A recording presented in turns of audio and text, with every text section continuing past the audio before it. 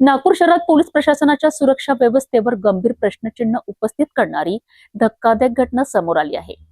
जीवघेण्या हल्ल्याप्रकरणी अटक करण्यात आलेल्या कुख्यात हिस्ट्री शीटर पोलीस ठाण्यातील कागदपत्री कारवाई सुरू असतानाच पोलिसांना चकमा देत फरार झाला आहे. या घटनेनंतर संपूर्ण पोलीस यंत्रणा आरोपीच्या शोधासाठी कामाला लागली आहे.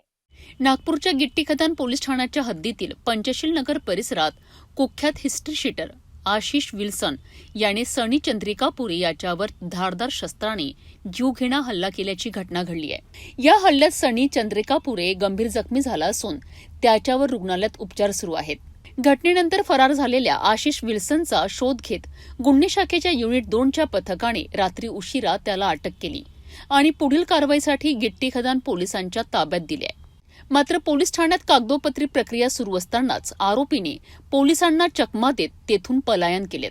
घटनेची माहिती मिळताच वरिष्ठ अधिकाऱ्यांनी तातडीने परिसरात नाकाबंदी करत सर्च ऑपरेशन सुरू केलेत. शहरातील विविध भागांमध्ये आरोपीचा शोध घेण्यात येत असला तरी अद्याप तो पोलिसांच्या हाती लागलेला नाही.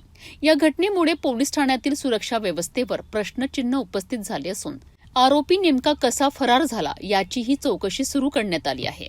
पोलिसांच्या ताब्यातील आरोपीस फरार झाल्याने नागपूर पोलीस दलासमोर मोठे आव्हान उभे टाकले आहे.